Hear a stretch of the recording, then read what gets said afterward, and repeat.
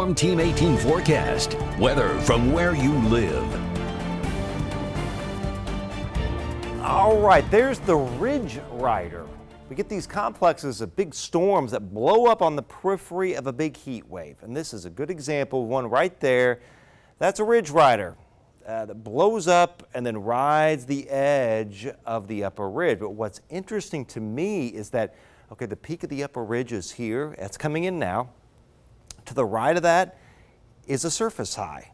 And if you look closely, once the storm complex goes through, the clouds move clockwise. So the surface high is about right here. And now, as the surface high moves this way, it's allowing the front to come south. So with the front moving south, we've got a few little storms starting to fire up here.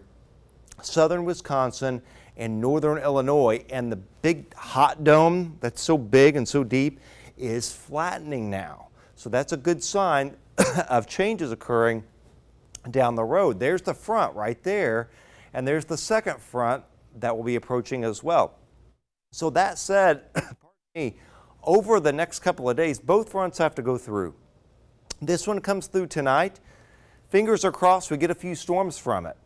This one has a slightly better potential of giving us a few storms tomorrow night. The issue tonight is the cap. It's a warm, dry layer that we've got several thousand feet up, and it's hard to get storms to fire through that layer. So we'll keep an eye on it. A few storms possible after midnight. And then some fog in our northern counties late tonight, mainly north of Highway 18. 75 for the low. The heat index still running as high as the mid 80s. So tomorrow it's upper 80s to low 90s. The heat index still high, but not like it was today. Heat index up around 100 degrees. Again, a couple of storms around tonight if they can break through that cap.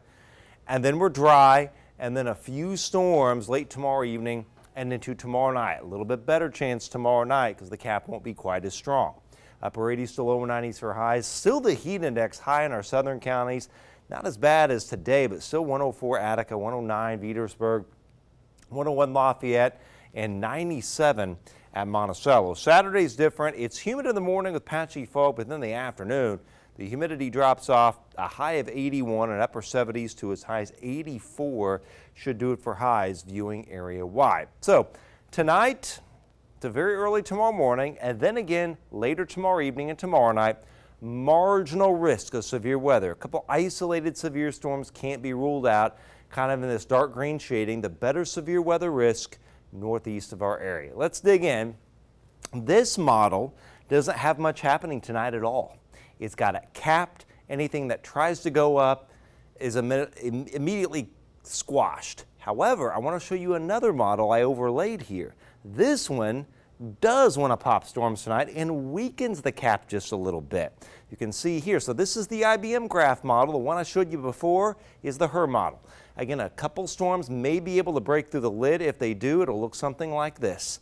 This is 3:30, 4 o'clock in the morning, and then later tomorrow evening, tomorrow night, a few more storms come in as the secondary cold front comes through the area. All right, 70 forecast, normal high 82, normal Saturday, a little below normal Sunday. Overnight lows in the 50s. How about that? Maybe an isolated shower storm Tuesday as another little front swings through. Mid 70s Wednesday and Thursday. And then for Labor Day weekend, we heat up. Highs warming right back up into the upper